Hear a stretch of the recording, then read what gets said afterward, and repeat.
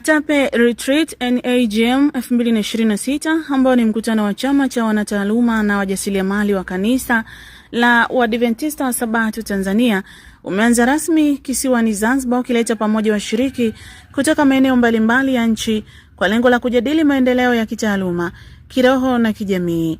Mkutano huu wa siku 4 Zanzibar umebeba kauli mbiu isemayo sasa ndio wakati, inayotokana na andiko la Warumi 13:11 ikiwahimiza washiriki kuchukua hatua sahihi katika wakati huu wa sasa. Mnenaji mkuu wa mkutano huu ni Mchungaji Munene Mwangi, anayetarajiwa kuwasilisha ujumbe wa kuhamasisha mabadiliko chanya na uwajibikaji miongoni mwa waumini na wataaluma. Mbali na mafundisho ya kiroho, mkutano huo pia unajumuisha vipindi vya mijadala, mafunzo ya ujasiriamali na fursa za kujenga mitandao ya kitaaluma. Waandaaji wameeleza kuwa mkutano huo ni muhimu katika kuunganisha wanataaluma wa Adventista ili kuchangia maendeleo ya kanisa na jamii kwa ujumla. Kuna wachungaji wengine amekuwa kwa ofisi, amefanya kazi ya ajabu, lakini labda ajabu moja liende kombo usikie tunamfukuza kwa hiyo ofisi. Ametumika kwa kanisa miaka 5. Kuna wakati wewe umetumika kwa hili kanisa na unashangaa hata nyumbani na sio tu kanisani. Watoto wako wamekomaa, umejimudu mpaka wakafikia mahali wamefika. Alafu inafika wakati wanapozeeka, wanapozeeka wewe hawakuangalii jinsi ungestahili. Na unashangaa ni nini kinachoendelea mpaka una conclude unasema ya kwamba this life is not fair. It comes a time when you feel that life is not fair. Kati mwingine unasikia kwamba maisha hayakupatii haki yake na sio halali mambo mengine unayoyapitia.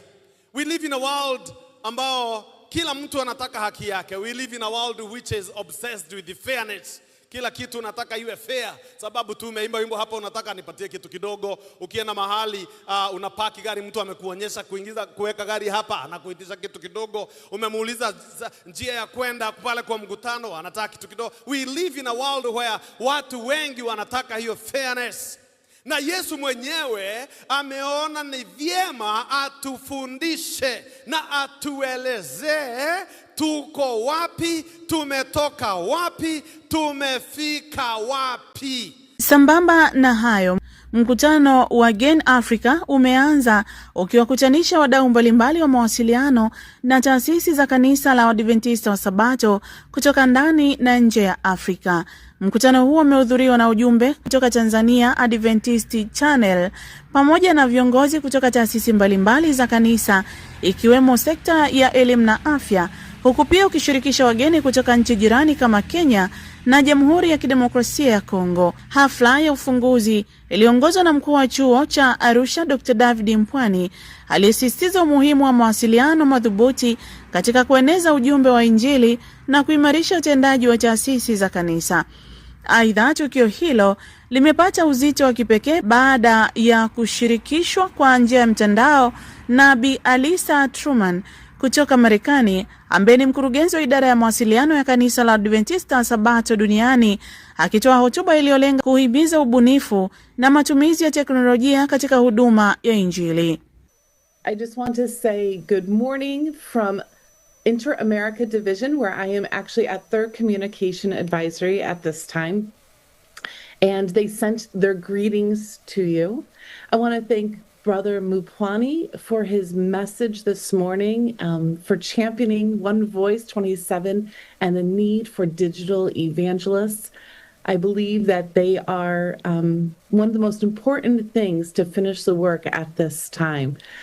So thank you so much, Brother Mupwani, for your message this morning. And I also want to thank my brother, Pastor Chris Ungani. It is so lovely to see your face, even if I am not there in person. I really wish that I had been able to join you, but as I said, I'm here at the Inter-American Division Communication Advisory, and tomorrow morning I leave bright and early for Southern Asia Pacific Division, and will be in Manila to join them for theirs as well. So I want to start off with saying welcome and thank you so much for all coming together in the spirit of communication and collaboration and integration. Today, I want to share a few thoughts about what it means to be integrated for mission, and what characteristics do we need as a people to be integrated for mission. Katika hatua nyingine, makamu mkuu wa chuo Profesa Patrick Manu aliwakaribisha rasmi wageni wote na kusisitiza ushirikiano wa kimataifa katika kufanikisha malengo ya mkutano huo. Are you not happy to be at the University of Arusha? Hamna furaha kuwa katika chuo kikuu cha Arusha? Bwana Yesu asifiwe. Praise God.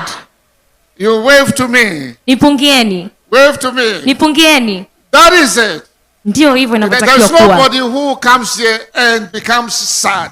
Haiwezekani mtu anakuja hapa afu unakuwa na huzuni. Once you reach the gate Unapofika pale getini of the University of Arusha, katika chuo kikuu cha Arusha, you need to be a happy person. unatakiwa kuwa mtu mwenye furaha. We don't entertain sad people on this campus. Hatukubali watu ambao wana huzuni. Bwana Yesu asifiwe. So God is good. Mkutano huo unatarajiwa kuendelea kwa siku kadhaa ukiwa na vipindi mbalimbali vya mafunzo, mijadala na kubadilishana uzoefu, ukiwa chachu wa kuimarisha mawasiliano ya kanisa barani Afrika. Kutoka katika chuo kikuu cha Arusha, mimi ni Ustasela Joni. Hii ni Bukelebe TV.